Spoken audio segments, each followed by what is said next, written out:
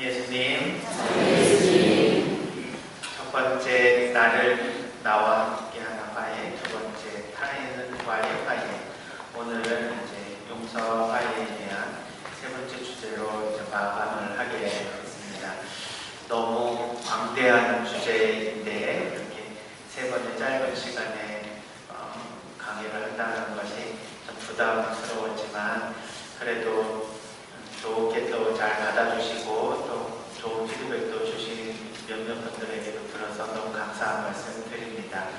사실은 이러한 그 용서에 대한 주제는 보통 한 1년 동안의 그 용서 프로젝트를 통해서 천천히 우리 삶을 잘 정리하고 또 앞으로의 삶을 어떻게 살아야 되는지를 이렇게 계획하는 그런 과정 안에서 이제 이루어지거든요. 그래서 보통 과목도 심리학과에서 이런 주제를 가지고 이제 커리큘럼을 만들기도 하는데 한 학기 배워야 할 내용들이 있습니다. 우리는 뭐 그것까지 공부할 이유도 없고 우리 일상에서 어떻게 하면 좀 더 용서를 잘할 수 있는지에 대해서 간략하게 좀 묵상해 볼 수 있는 시간이기에 이렇게 짧은 시간에 이제 요약을 해서 말씀드리고 있습니다.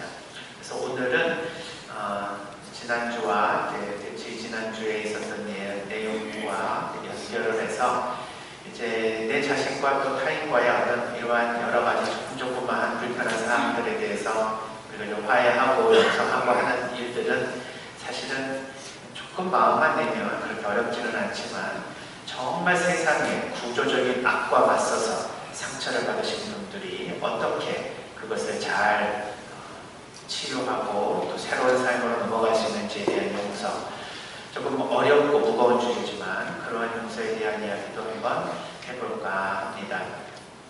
먼저 이제 지난주와 지지난주에 대한 내용을 조금 요약을 해보면 나라고 하는 본질은 내가 하는 말과 행동으로 사실은 이제 완전히 동일시될 수 없다. 사실 그 사람이 무슨 말하고 무슨 행동하는지를 알면 그 사람이 누군지를 알 수 있다는 말도 있겠죠.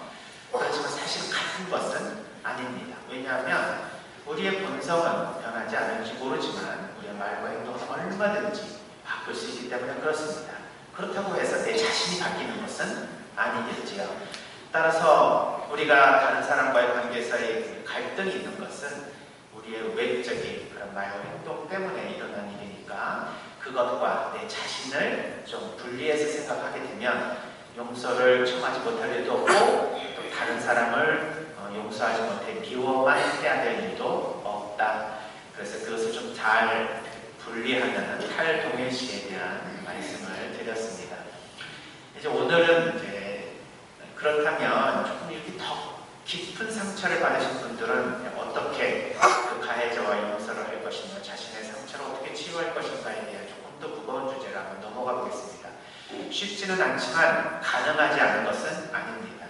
우리가 용서에 대해서 사실은 아무리 해도 잘 안 된다. 그럼 보통 어떻게 합니까? 나는 안 되는가 보다 하고 포기하게 됩니다. 그리고 그렇게 하는 것은 좋지만 나와는 좀 다른 사람들이 할 수 있는 덕이라고 생각하고 자기 자신은 용서에 대해서 특별히 이제 가능하지 않으니까 거기에 대해서 더 이상 노력하지도 않겠다고 포기하고 절망하게 되죠. 그런데 그렇지 않습니다. 모든 사람이 다 용서와 화해로 나아갈 수 있는 길에 항상 초대받고 있습니다. 따라서 그것을 가능하게 할 수 있는 조금의 도움을 받으면 되는 것이죠.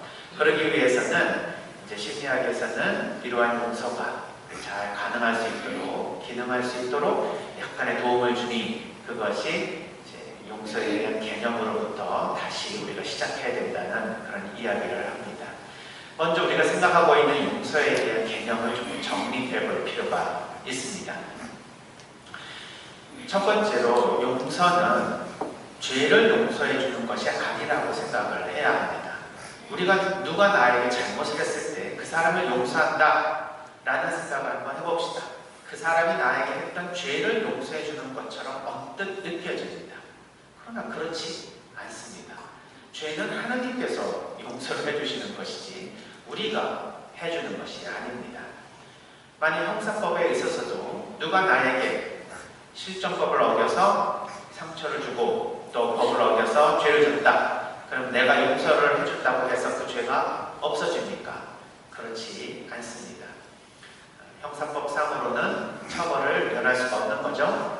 단 우리가 용서를 했다는 의미는 민사소송을 하지 않겠다는 것, 또 내가 그 사람이 큰 단죄를 받지 않고 그것을 조금 더 내가 화해를 통해서 더 큰 그러한 그 죄에 대한 결과를 받지 않도록 좀 선처를 해달라는 의미로 적용이 되겠죠. 형량을 줄여줄 수는 있어도 죄를 용서해 줄 수는 없습니다. 그러니까 우리의 용서는 죄를 용서해 주는 것이 아닙니다. 두 번째로 용서는 화해와 다릅니다. 물론 화해를 통해서 열매를 맺기는 하지만 화해를 항상 전제로 해서 용서가 가능한 것은 아닙니다. 그래서 용서를 할 때 항상 그 사람을 기쁘게 해주고 또 그 사람과 좋은 관계로 다시 화해를 해야 된다는 생각을 하면 이거는 도대체 가능하지 않다고 느껴지는 그러한 마음이 생깁니다. 즉 우리의 용서가 화해와 같은 의미로 이해가 되면 용서라고 하는 것은 내 사전에 없는 것이죠. 그렇다면 용서를 통해서 우리가 화해로 나아가려면 어떻게 되는가? 일단 화해는 하나님께서 주시는 용서의 열매로 그냥 내가 화해를 전제로 하지 않고 용서의 과정을 걸어갈 때 그 화해를 하나님께서 선물로 주시면 감사한 것이지만 그렇지 않다고 해서 용서가 안 되는 것은 아니다 하고 정리를 해볼 필요가 있습니다. 사실 화해는 상대방이 나에게 진심으로 그 죄에 대한 잘못을 뉘우치고 화해를 청할 때 드디어 그 화해를 받아들이고 나도 그 사람과 화해할 수 있는 그런 그 조건이 형성이 됩니다. 상대방이 나에게 자신의 행동에 대해서 화해를 청하지 않는데 내가 혼자 용서를 하고 혼자 화해를 한다고 화해가 이루어지는 것이 아니기 때문에 그렇습니다. 그러니까 용서는 내가 할 수 있는 것이지만 화해는 쌍방이 해야 되는 것이기에 자신이 용서의 과정을 걸어갈 때 화해가 꼭 이루어질 수 있는 것은 아니라고 봐야 되겠죠. 세 번째로 용서는 한 번에 이루어지는 그런 완결된 행위가 아닙니다. 우리가 어쩌면 죽을 때까지 계속해서 용서의 과정을 걸어가는 과정이라고 봐야 됩니다. 용서를 그냥 하나의 완결되는 행위로 보면 난 용서했다 이렇게 말씀하시고 나중에도 보니까 그 용서한 대상에 대해서 또 화가 나고 분노가 올라온다. 난 또 용서가 안 됐나 보다. 이렇게는 말씀을 하시거든요. 그게 아니라 매일매일 매순간 우리는 용서의 과정을 걸어가는 겁니다. 그래서 어쩔 때는 용서를 시작하면 그 이전보다 훨씬 더 강한 분노와 그리고 마음의 상처가 더 밀려 들어와도 용서하는 과정 중에 있다라는 것을 계속 생각하면서 끊임없이 계속 용서를 해나가는 것입니다. 그럴 때 우리의 이 마음속에 있는 상처는 또 분노의 감정은 예전보다는 그 빈도가 줄고 사실 그 강도도 줄어들게 됩니다. 그냥 어느 순간 내 마음속에 그 사람에 대한 감정이 많이 녹아들었고 또 그 사람으로 인해서 화가 났던 그러한 횟수도 점점 주는 것을 보면서 내가 용서의 과정을 계속 잘 걸어가고 있구나 라는 생각을 하게 되는 것이죠. 우리의 질병에도 병이 낫는 그런 완전 치유된 질환이 있지만 어떤 질병은 끝까지 관리하면서 치료를 해나가는 것도 있습니다. 당뇨나 고혈압 같은 것은 완치라는 개념이 아니라 계속해서 건강을 유지하는 방식으로 관리해 나가는 질병이죠. 용서도 마찬가지입니다. 한 번에 끝나는 것이 아니라 내 삶에서 더 이상 그 사람이 나에게 영향을 미치지 않는 내 마음의 감정이 이제 고요하게 그 사람으로 인해서 더욱 문제가 되지 않는 방식으로 관리를 해나가는 것을 우리는 용서라고 한다. 따라서 좋은 말로 쉽게 얘기하면은 그만 좀 편하게 생각하자라고 볼 수도 있지만 어떤 면에서는 평생을 내가 그런 용서를 해야 되나? 정말 되게 부담스러운 과정이 아닐 수도 없습니다. 그러나 그런 생각을 할 때 우리에게 한 가지 희망이 있는 것은 뭐냐? 네 번째 용서에 대한 개념으로서 용서는 그 가해자를 위한 것이 아니라 나를 위한 것이라는 생각에서 오는 것입니다. 즉 용서를 왜 하느냐? 그 사람을 위해서 하는 것이 아니라 나를 위해서 하는 것입니다. 그래서 용서를 억울하게 생각하거나 뭔가 숙제를 해야 되는 것처럼 생각해서 해야만 될 것을 내가 하는 것처럼 의무적으로 하게 되면 그것이 삶의 큰 짐이 되지만 내 자신을 위해서 하는 것이라면 사실은 그렇게까지 부담을 가지지 않을 수 있습니다. 또한 용서를 하고 싶은 동기도 잘 일어납니다. 내 자신의 마음의 평화를 위해서 용서를 1차적으로 시작하는 것이 이기적인 것이냐? 그렇게 볼 수 있는 것이 아니라 바로 거기에서부터 시작을 해야 우리가 다른 사람과의 화해까지도 연결이 될 수 있다는 것입니다. 또는 어떤 사람은 용서를 마치 하느님을 위해서 해주는 것처럼 착각합니다. 왜 용서가 하느님을 위한 것입니까? 바로 내 자신을 위한 것이죠. 하느님은 우리가 어떤 사람과의 갈등으로 인해서 평생을 괴롭게 살아가는 것을 원하지 않으십니다. 그리고 일단 내 자신이 마음의 평화를 이루고 건강하게 살아가기를 원하시겠죠. 그런 과정에서 용서가 나를 위한 것이라면 그것 때문에 하느님이 원하시고 좋아하시는 것이지 나는 용서를 통해서 얻을 것이 아무것도 없는데 하느님한테 뭘 갖다 바치니까 하느님은 좋아하시겠지 하면서 용서를 한다면 그거는 좀 뭔가 잘못된 생각일 것입니다.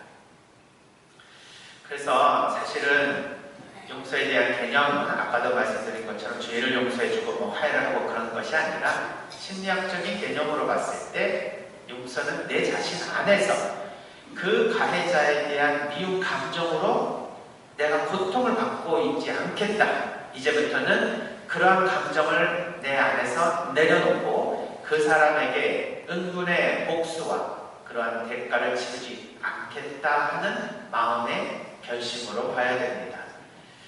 즉 누가 누구에게 상처를 받았을 때 그 상처를 되갚음하려고 하는 마음이 있습니다. 그것은 물리학적으로도 작용이 있으면 반작용이 있는 것처럼 자연스러운 과정입니다. 내가 복수하고 싶은 마음, 또 되갚음을 하고 싶은 마음은 그 자체가 죄라고 하기보다는 우리 인간의 기본적인 죄로 향해서 나아가는 경향성에서 나오는 감정입니다. 그 자체를 죄로 보지 말고 이러한 경향이 나에게 자연스러운 것으로 받아들여야 됩니다. 그러나 그럼에도 불구하고 내가 그 사람을 더 이상 내 마음에 두고 괴로워하지 않겠다? 이런 분노의 감정과 미움의 감정으로 내 삶을 망가뜨리지 않겠다는 결심. 그래서 그것을 내 마음으로부터 내려놓는 그러한 흘려보냄이 결국은 용서로 보아야 합니다. 따라서 최종적으로 결론적으로 용서에 대한 개념을 우리가 정의 내린다면 용서는 상대방의 행동을 잊어버리는 것이 아니다. 오히려 정확하게 잘 기억하는 것이다. 그러나 지금까지와는 다른 방식으로 그 사건을 기억하는 것이다. 이렇게 정리하면 됩니다. 즉 우리는 보통 상처를 받은 사람에게 다 잊어버려, 세상이 그런 거지, 이렇게 쉽게 이야기를 하죠. 그런 말씀을 들으면 마음의 위로를 받습니까? 아니면 더 부글부글 속이 있겠습니까? 지가 나를 얼마나 알아서, 또는 그것도 용서 못하냐, 이런 방식으로 나에게 칭찬을 주는 것처럼 느낄 수도 있습니다. 또한 내가 얼마나 고통스러운지를 모르니 저런 소리를 하지라고 생각하면서 오히려 더 분노가 일어날 수도 있겠죠. 용서는 절대 잊어버리는 것이 아니고요, 잊어버릴 수도 없습니다.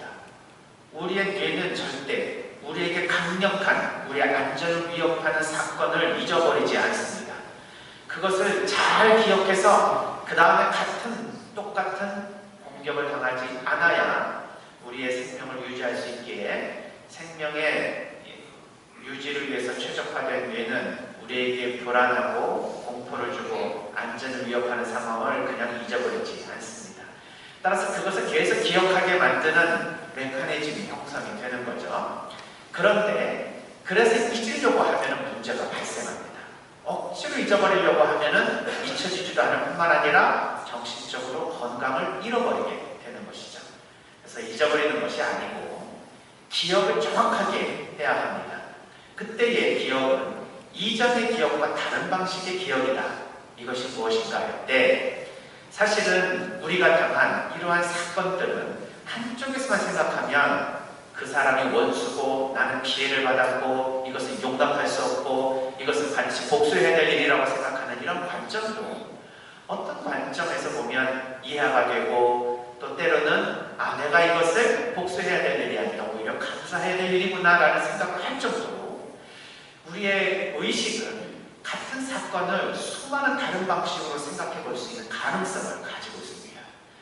그래서 한 가지 방식으로 기억하는 것이 아니라 여러 방식으로 기억을 함을 통해서 그 사건에 느껴지는 감정을 여러 감정으로 분산시킵니다. 그렇게 될 때 우리가 느끼고 있는 한 사건에 대한 해석은 여러 차원에서 사건으로 이해가 되고 그런 과정에 자연스럽게 용서의 과정이 발생할 수 있습니다. 그것을 이제 도와주는 것이 사실은 이제 용서 프로그램, 용서 프로젝트라고 할 수 있죠. 사실 우리는 한 방식으로 생각하는데 굉장히 익숙해져 있습니다. 그래서 누가 나한테 무슨 얘기를 하면 그것은 나를 무시했구나라는 생각으로 프로그래밍 되었을 때 어떤 사람이 같은 방식으로 이야기를 하면 무조건 나를 무시한 것으로 난 해석을 합니다. 그러나 그러지 않을 수 있는 거죠. 어떤 고등학생을 살해한 살해범에게 왜 죽였느냐 이렇게 물어봤더니 그 아이가 자기를 보고 비웃었대요. 그래서 칼로 찔렀다. 순간적으로 자기도 화가 나서 어떻게 할 수가 없었다. 그 피해자 여학생이 옆에 있었던 친구가 있습니다. 그 친구에게 물어보니까 자기들이 막 무서운 얘기를 막 하다가 갑자기 누가 지나가서 쳐다봤대요. 근데 자기들이 무슨 얘기를 하다가 쳐다보는 순간 미소를 확 줄일 수는 없고 웃으면서 쳐다본 거죠. 그랬더니 그 사람은 갑자기 돌변해서 칼로 친구를 찔렀다는 거예요. 이 여학생이 자기를 비웃었습니까? 아니면 자기가 그렇게 해석했습니까? 자기가 그런 식으로 바라본 거예요. 그럼 왜 그렇게 바라봤겠어요? 평상시에 자기를 늘 사람들은 무시하고 늘 자기에게 안 좋은 평가를 내린다는 그런 방식의 해석이 프로그래밍이 되어 있었던 것이죠. 그러니 여학생들이 깔깔거리면서 웃다가 자기를 바라보니 순간적으로 자기를 비웃었다고 느낌이 오고 그것으로 행동이 자동적으로 나가게 됩니다. 그런데 우리의 일상에서도 우리가 생각하고 있는 틀은 쉽게 바뀌지 않습니다. 굉장히 정형화된 방식으로 어떤 자극이 들어오면 어떤 해석으로 자동적으로 우리는 생각을 하게 됩니다. 따라서 이러한 자동화된 사고를 조금 다른 방식으로 바꿀 수 있는 그러한 교육적 접근이 또 필요하고 치료적 접근이 필요한 것이죠. 근데 이것을 평상시에 우리가 바꿀 수는 없습니다. 뭔가 문제가 일어나면 자신 안에 있는 내 사고체계에 대해서 뭐가 문제가 있나 하고 살펴보게 되죠. 즉 이러한 사건들을 통해서 우리는 이제부터 내가 조금 내 마음을 좀 들여다보고 내가 어떤 방식으로 살아가는지를 한번 점검해 봐야 되구나 라는 생각을 하게 됩니다. 그래서 어떤 의미에서는 다른 사람들로부터 받은 상처를 통해서 이제 내가 내 마음을 조금 더 들여다보고 내가 내 자신을 좀 수련할 때가 됐구나 하는 메시지로 알아들을 수도 있습니다.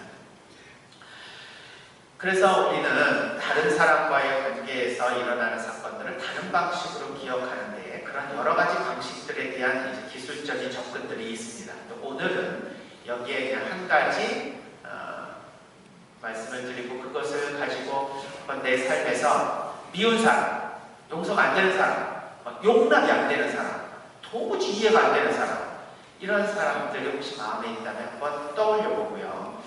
다른 방식으로 한번 생각해 볼 수 있는 가능성은 없는지 한번 생각해 봤으면 좋겠습니다. 한 가지 이제 예를 들어보겠습니다. 너무너무 사례가 많아서 우리가 도저히 용서할 수 없는 상황에서도 용서가 가능할 수 있는 사례들은 굉장히 이제 많이 있는데 얘기를 한번 해보도록 하겠습니다.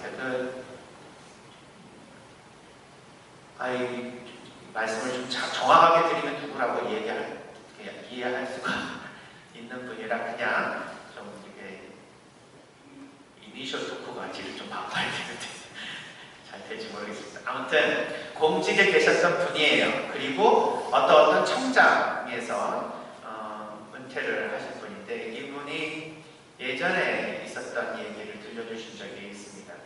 자기가 바로 그 밑에 이제 국장으로 있었을 때 자기의 선배와 자기가 청장을 놓고 경쟁하는 관계였습니다.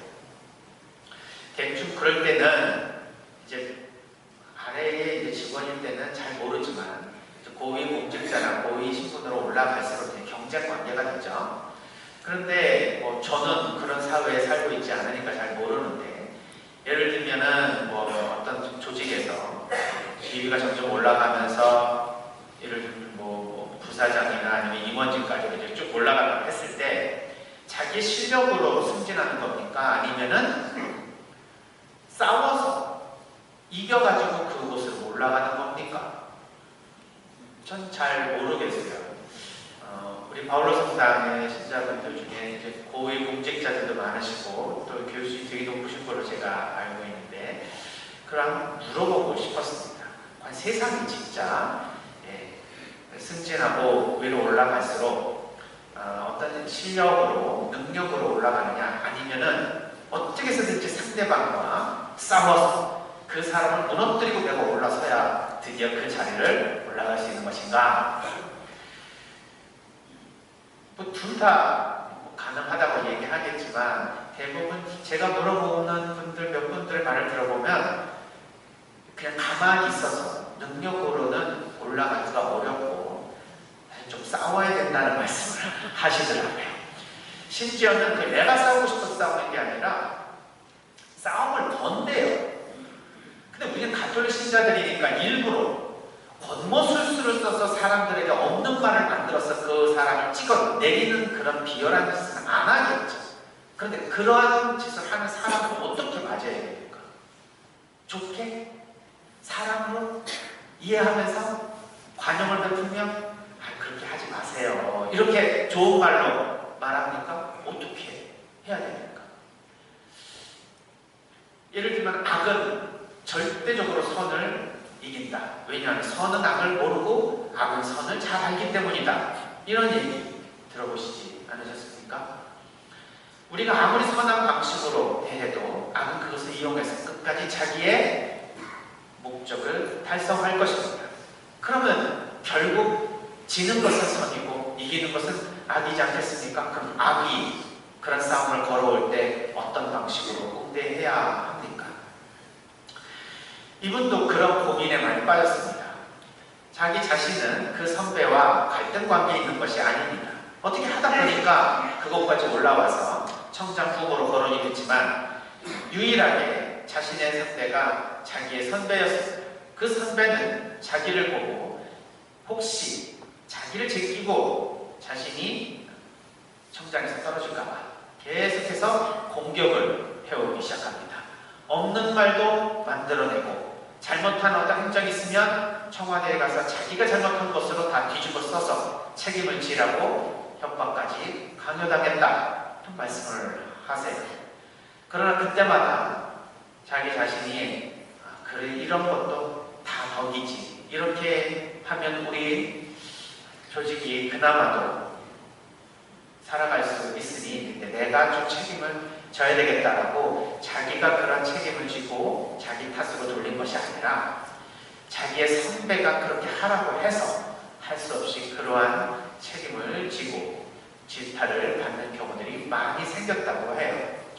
하도 자기 자신이 그러한 이제 그 경우를 당하게 되니까 저 선배가 나를 이런 식으로 찍어내려서 결국 자기가 승진하려고 하는구나. 이걸 어떻게 해야 될까? 고해성사를 아무리 봐도 미운 감정이 사그라들지 않았습니다. 그래서 자기가 나중에는 우울증이 오고 그 사람에 대한 미운 감정이 지나쳐서 마음속으로 정말 죽이고 싶은 마음까지 드니 이래서는 안 되겠다 해서 아내와 상의를 하고 결국 공직을 거기에서 그냥 그만두고 사표를 내려고 결심을 하죠.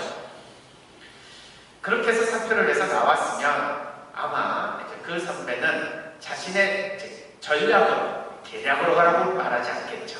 계략이 아니구나. 전략으로 자기가 승리했다라는 생각을 하겠지만, 이 경우에 있어서는 하느님께서 어떻게 도와주셨는지 자기가 사표를 쓰겠다고 결심한 그 일주일 내에 자신이 청장이 되었다는 소식을 이제 전해봤습니다.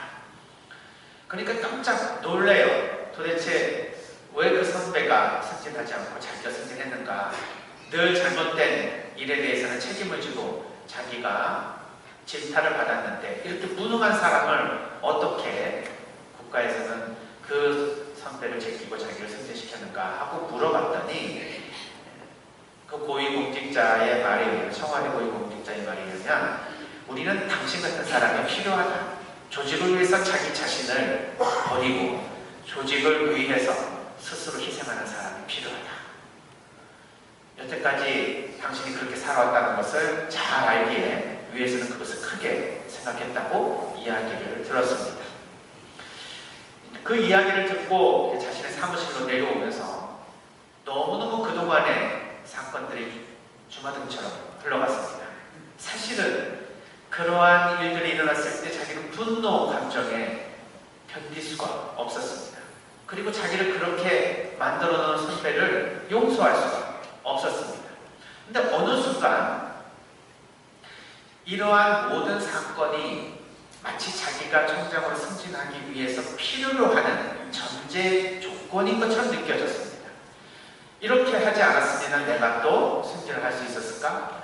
그런 고통은 이러한 승진을 위해서 필요한 과정이었을까? 하느님은 저 선배를 통해서 나에게 이러한 시련을 통해 이런 영광을 주신 것은 아니었을까? 이런 생각을 하게 되었다고 합니다. 그래서 내려와서 그 선배 사무실에 가서 자기가 그러한 고지를 받았다고, 아직은 엠바고지만 이런 사실은 미리 말씀을 드려야 되겠다고 해서 선배에게만 말씀을 드리겠다고 찾아왔더니 이미 소식을 들었나 봐요. 문을 열고 들어가는데 그 선배가 자기 얼굴을 보고 욕을 하면서 들어오지 말라고 하고 자신의 명패를 앞에다 갖다 집어 던지면서 쳐다보기도 싫으니까 꺼지라고 얘기를 하대요. 그리고 벽을 탁 향해서 돌아서서 계속 분노를 살리는 그 뒷모습을 바라보게 되었답니다. 그런데 신기하게 그 뒷모습이 너무 예뻐 보이더라는 거예요.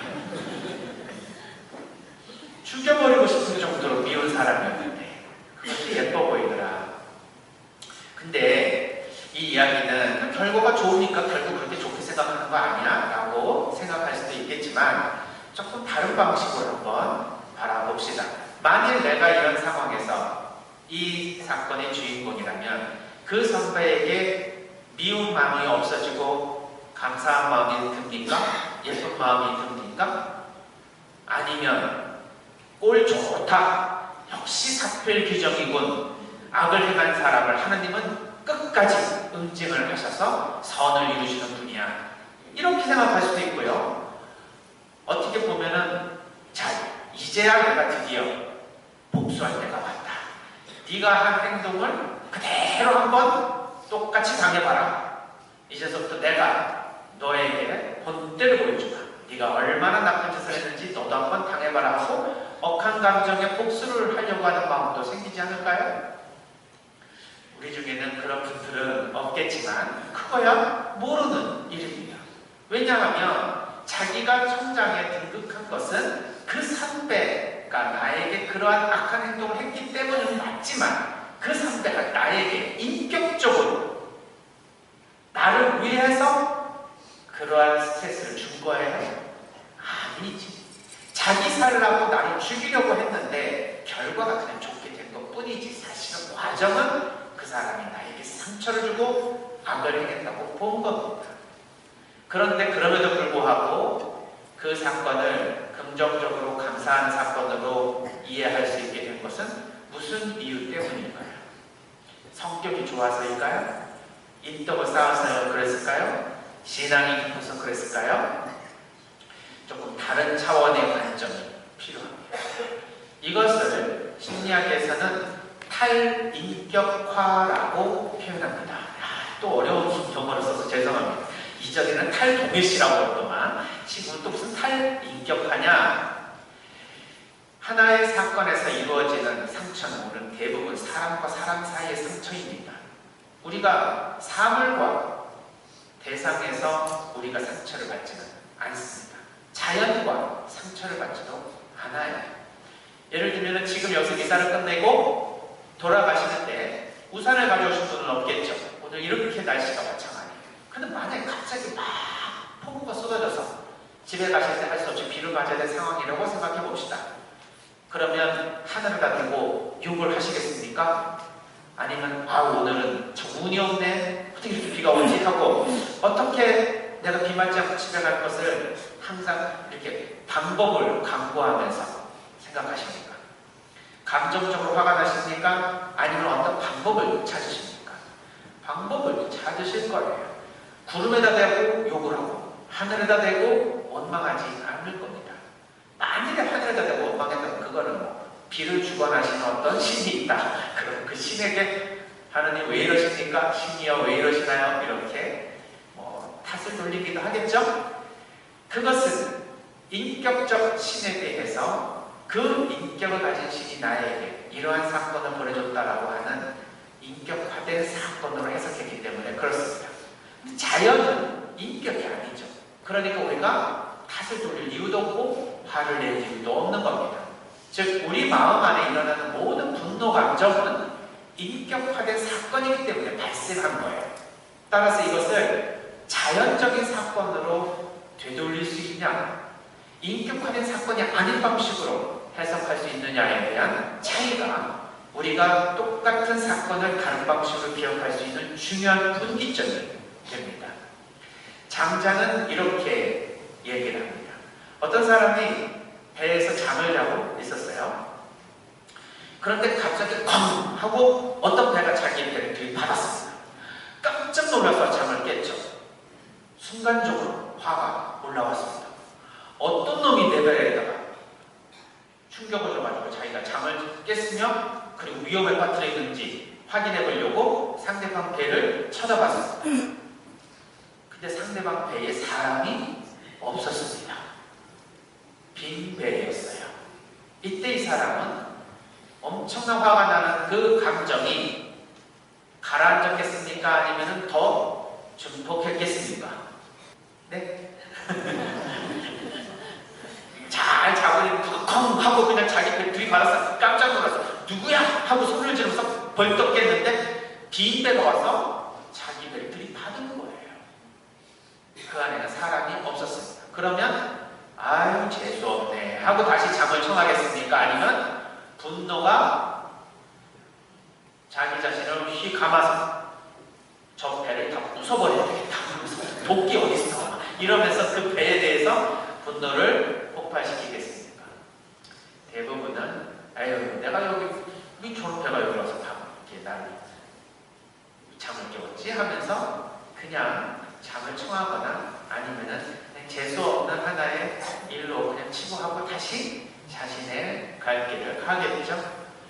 그것은 그 배에 사람이 있고 없고에 따라서 내 감정이 움직인다는 것을 말해주는 것이죠. 그 배에 만일에 사람이 탔으면 이거는 다른 문제가 됩니다. 분노와 갈등이 발생하게 되는 사건이 되는 것이죠. 그런데 사람이 없으니 그냥 감정이 가라앉습니다. 똑같은 사건이 그 안에 사람이 있고 없고에 따라서 느낌이 달라집니다. 인격화된 사건이란 바로 이런 것입니다. 그 상대가 나에게 인격적으로 이 짓을 했다라고 생각하면 용서가 어렵습니다. 그러나 뭔가 내가 청장으로 되기 위해서 필요한 과정이 필요한데 그것 중에 하나가 바로 이러한 선배가 나에게 요청하는 것들을 통해서 내가 승진할 수 있었구나. 이것이 내가 승진하기 위해서 하느님께서 마련하신 어떤 과정이었구나. 이런 방식으로 생각을 하게 되면 다르게 느껴집니다. 그 사람의 인격이 나에게 한 상처가 아니라 내가 어떠한 삶을 얻기 위해서 필요한 과정을 나에게 주어졌다는 것입니다. 즉 인격적 사건이 아니라 어떤 그 자연 안에서 발생하는 사건으로 이 사건이 다르게 인식되는 것뿐만 아니라 신앙을 가진 사람에게 있어서는 하나님께서 뭔가 마련해 주신 그러한 사건이라는 생각을 하게 될 때 그 사람에 대한 감정에 빠지고 좀 더 넓은 관점에서 그 사건을 바라보고 이해하게 됩니다. 예수님께서 십자가에 못 박히실 때 유다가 배신을 해서 결국 그런 죽음을 당하시게 됩니다.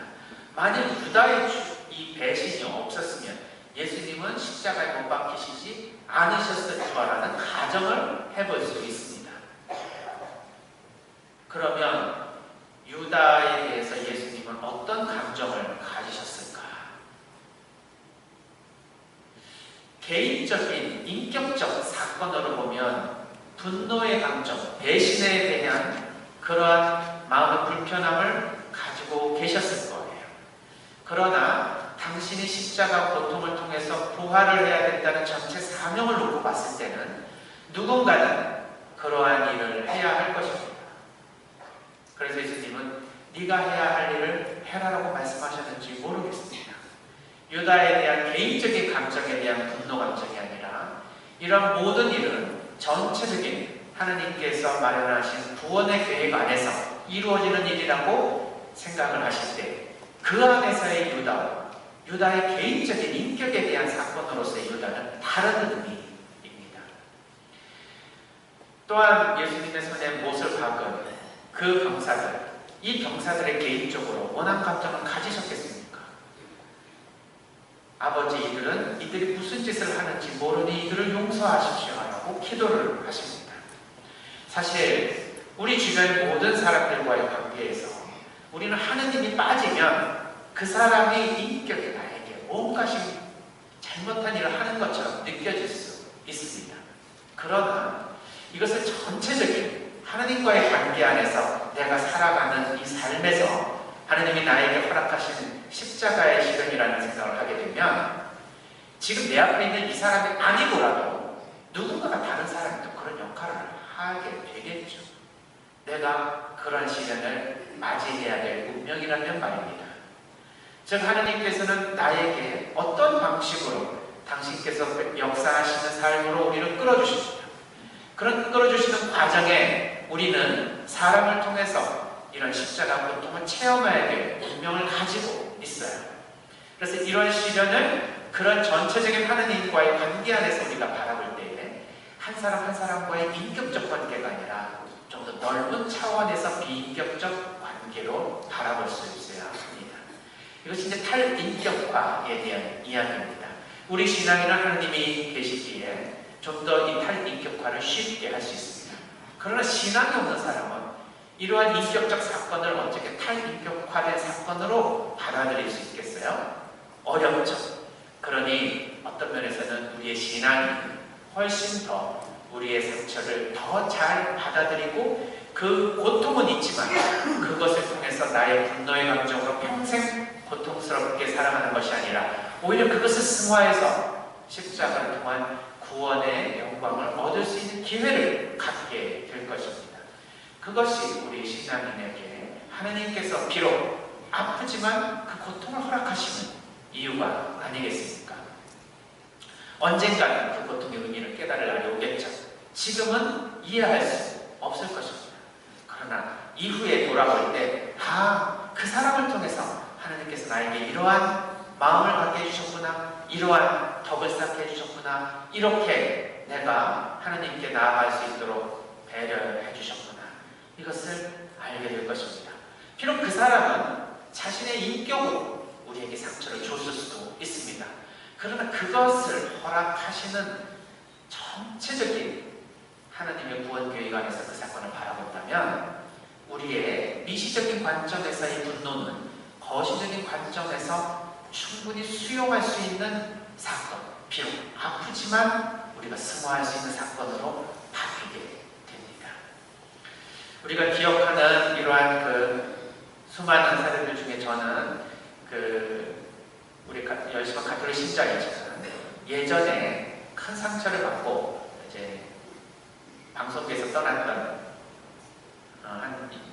그 연예인 있으시죠? 연예인이라고 해야 될까요? 아니면 방송인이라고 해야 될까요? 그 뽀빠이 이상용 씨를 기억하게 됩니다. 이분이 1996년에 그 우정의 무대를 계속해서 진행해 오시다가 96년 11월 달로 기억하는데요. 그때 그 방송을 녹화하는 도중에 경찰들이 난입하면서 불 다 끄고 무대를 전부 다 해산했습니다. 그래서 연행을 해봐요. 이유는 심장병 어린이 돕기를 위해서 모은 후원금을 횡령했다는 것입니다. 제 기억은 600여도였던 것 같은데요. 그래서 그때서부터 모든 방송에서 하차를 하고 불명예를 안게 됩니다. 신문에서는 대서특필 되었죠. 그런데 3개월 만에 2007년, 97년 2월 달에 전혀 근거가 없는 사건으로서 무혐의 처분을 받고 그리고 무죄 판결서를 받습니다. 그러나 이미 대중으로부터는 큰 상처를 받았고 그리고 그 사건에 대한 기록도 횡령했다는 사건은 크게 보도되지만 무혐의라고 하는 사건은 그냥 조그만 그냥 사설 그냥 일면에 조그맣게 한 줄로 이렇게 보고가 됐습니다. 그런데 지금도 아직 그 사람은 횡령을 했었던 그런 사람으로서 방송계 한동안 떠나 있다가 이제 와서 좀 나타나네 라는 정도로 생각하는 분도 계시는 것 같아요.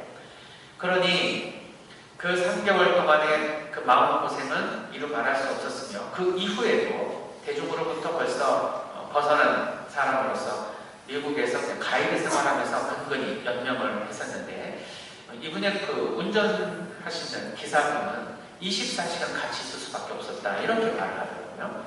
왜냐하면 자신의 이 억울함을 죽음을 통해서 자기가 보여줘야 된다라는 생각으로 끊임없이 자살 생각이 들어오고 이 분노를 어떻게 해결할 수가 없어가지고 혹시나 잘못될까봐 항상 같이 잠을 잤다고 합니다. 96년, 97년 이후에 무혐의가 되었다 하더라도 사람들은 아직도 횡령을 한 사람으로 기억을 하게 되고 그래서 이분의 아버님은 그러한 그 무죄특보서를 가지고 사람들에게 우리 아들이 절대 그런 일을 한 사람이 아니라고 이야기를 하는 과정에서 아버님도 세상을 떠나십니다. 극심한 스트레스를 받으셔서 그렇죠. 이런 상황에서 이제 이상윤 씨는 굉장히 용서할 수 없는 그 가해자에 대한 미움 감정을 가지게 됩니다. 그래서 내 마음 안에 어떤 방식으로 평화를 얻을 수가 있고 이 가해자를 어떻게 용서할 수 있는지에 대해서 종교 지도자들을 찾아갑니다. 먼저 김수환 추기경님 생전에 뽀빠이 이상용 씨에게 해주셨던 말씀은 이런 말씀이셨다고 해요. 보리자루가 뒤흔들리는 것은 더 많은 보리를 담기 위해서다. 하느님께서 너의 자루를 가지고 이리저리 흔드시면서 너를 힘겹게 해주시는 것은 너를 더 큰 사람으로 쓰기 위한 것이다. 그러니 조금만 참고 잘 견디라는 말씀이셨습니다.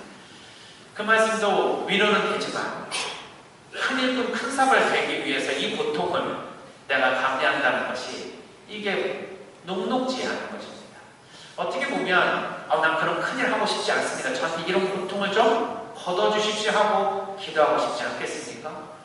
지금 앞으로의 미래는 그렇다 하더라도 지금을 견디기가 너무 어려웠던 것입니다. 그래서 그 목사님을 찾아가셔서 한 말씀 해주세요 하고 청해 들으니 그 목사님께서는 이런 말씀을 하셨다고 합니다. 지금은 겨울에 눈이 많이 내려 가야 될 길이 다 눈 덮여서 어떠한 곳도 갈 수가 없는 상황이다. 그러나 시간이 지나면 봄이 온다. 그럼 눈은 녹게 되고 가야 될 길이 다시 열릴 것이다. 그때까지 잘 참고 견뎌라. 역시 지금의 상황을 열심히 잘 견디라는 하는 말씀이지만 이 겨울은 겨울이잖아요. 봄이 올 거는 알겠지만 그때까지 견딜 힘이 없다는 얘기입니다. 그래서 또 법정 스님을 찾아갑니다. 이미 또 작고하신 분인데, 법정 스님은 왜 스님들이 이게 말씀하실 때는 이제 존철살인의 말씀을 하시죠. 딱 이 상황을 들으시면서 이런 말씀을 하셨다고 합니다. 흐르는 강물에 오줌을 찌끄리는 것들은 한두 놈 있기 마련이다. 그러나 그 한두 놈이 오줌을 찌끄린다고 해서 그 강물이 지리지는 않는다. 그러니 흐르는 물을 멈추지 마라. 나의 삶에서 내가 뭘 잘못한 것도 아닌데 아무 이유 없이 나에게 상처를 주는 사람들이 한두 사람이 있기 마련이라는 것이죠. 이게 어떻게 보면 자연에 그냥 숨어있는 질서가 아닌가 모르겠습니다. 내가 누구에게 뭘 잘못해서 은근히 그러한 상처를 받으면 아유, 내 업이 그랬으니까 라고 생각을 하겠지만, 내가 어떤 잘못하지 않음에도 불구하고 나를 공격하고 나를 꺾으려고 하는, 또 나를 죽이려고 하는 사람들이 한두 사람 있게 마련입니다. 그런데 그런 사람이 있다 하더라도 내 인생이 그 사람들로 인해서 오염되지 않는다는 것입니다. 그러니 내 삶을 포기하지 말라는 말씀이겠죠. 어떻든 이상균 씨는 이러한 시련을 잘 견디고 2008년에 드디어 KBS에 자기 자신을 드러내면서 공적인 활동을 다시 시작합니다. 그리고 2010년에 노코멘트라고 하는 토크쇼에 나와서 자신의 신경을 얘기를 하죠. 10년 지난 지금에 와서 그 사건을 돌아보면 하나님께서 나에게 큰 시련을 통해서 더욱 성숙하도록 해주신 사건으로 기억합니다. 그러나 그 성숙을 위해서 치러야 할 그 상처는 다시는 받고 싶지 않은 상처였을 겁니다. 그러나 주기경님과 또 목사님 그리고 스님의 이러한 따뜻한 지혜와 사랑의 말씀으로 끝까지 자기 삶을 포기하지 않고 견뎌내기에 드디어 그 가해자들을 용서할 수 있었다. 그때에 담당했던 PD는 한 사람의 제보자의 말만 가지고 그것을 방영해서 전국적으로 이 사람의 명예를 실추시켰던 것이죠. 그래서 이상균 씨는 거기에 대해서 내가 어떤 지역구의 국회의원으로 공천을 줄 테니까 거기에 출마를 해라라고 하는 말을 듣지 않아서 정치적으로 좀 모함을 당한 것 같다. 이렇게 말을 했더니 명예훼손으로 고소를 하는 사건도 생겨납니다. 그러니까 가해자들에 대한 공격을 하지 않아도 끝까지 자신을 공격하는 그런 사람들에 맞서서 자기가 어떻게 살아야 했을까. 결국 자기가 무혐의를 다 받고 무죄 판결서를 받았다 하더라도 그들에게 민사소송을 제기하지 않습니다. 그것으로 자신은 그들을 용서한 것으로 바라보고 지금까지 계속해서 그런 용서의 과정을 걸어가고 있다고 말합니다. 그 과정에서 많은 시련이 있지만 또 그만큼 더 하나님께서 원하시는 성숙을 이루었겠죠. 그러나 그 용서는 누구보다도 자기 자신을 위한 것이었습니다. 가해자를 위한 것도 아니고 자기 자신을 위한 용서로서 자기 자신이 상처를 치유할 수 있는 유일한 길은 용서였다고 말을 합니다. 그러면서 이제 인터뷰를 하며 자신의 도움으로 심장병 수술을 했던 어린이들이 567명이었다고 해요. 그리고 57억이 들어가는 그 수술비의 거의 대부분을, 많은 부분을 자기의 개인적인 사적인 돈으로도 충당을 했었지만 자신에게 고맙다고 찾아온 사람은 2명밖에 없었다. 조금 인간적으로는 아쉽지만 지금 이 방송을 보는 분들 중에 혹시 그때 그렇게 생명을 다시 되찾을 수 있었던 분들 중에 몇 분이라도 자기에게 다시 한번 연락을 해줬으면 좋겠다. 이런 얘기를 들었습니다. 들었습니다. 한 사람당 수수료가 1,800만 원이었다고 하니까 그 당시에는 굉장히 큰 돈이었죠. 그러나 그럼에도 불구하고 자신이 이제 그러한 삶을 산 것에 대해서 후회하느냐? 후회하지는 않는다. 앞으로도 그런 일을 하실 거냐? 이제 못할 것 같습니다. 이렇게 얘기를 하더라고요. 자, 나만 알고 또 누구도 알아주지 않고 내가 비록 그 사람들을 위해서 뭔가 큰 도움을 받고 그 사람들에게 영예를 얻고 그 사람들에게 찬사를 받기 위해서 하는 일은 아니라 하더라도 내가 하는 일을 하느님께서 알아주십니다. 하느님이 안 계셨다면 아마 이 분노와 억울함 그리고 자기가 한 것에 대해서 보상을 받지 못했던 삶은 아무 의미 없이 그 자기 자신을 괴롭히는 지난 고통 그 자체만으로는 기억되는 사건일 것입니다. 그러나 용서의 과정을 끊임없이 걷게 되면 비록 고통으로 인해서 상처는 있지만 그것으로부터 다시 십자가의 고통을 통한 부활을 체험할 수 있을 것입니다. 오늘 우리의 삶에 있어서도 이렇게까지 극심한 십자가 고통이 있을까? 저는 모든 분들이 다 있다고 생각해요. 꼭 나만이 인생에 내 삶을 소설로 쓰면 완전 베스트셀러이겠는데? 라는 생각을 하시는 분이 한두 분만 있는 것이 아니라 모든 분들의 삶이 다 그러한 삶으로 하나님께서 초대해 주시는 것이 아닌가 이런 생각을 하게 됩니다. 각자가 가지고 있는 십자가는 남이 볼 때는 별거 아닌 것처럼 느껴지지만 얼마나 큰 십자가인지 모릅니다. 근데 그럴 때 내 마음 안에서 이것을 하느님과 함께하는 고통으로 우리가 항상 생각할 필요가 있습니다.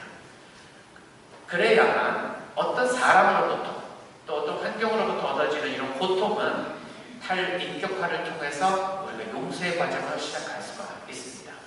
만일 이것을 그냥 어떤 한 개인이 나에게 또는 어떤 조직이 나에게 상처를 주는 인격화된 사건으로만 생각하면 이것은 죄감해 주거나 아니면 그걸로부터 도망가거나 어떤 방식이든지 우리에게 있어서는 그 상처를 치유할 길이 없습니다.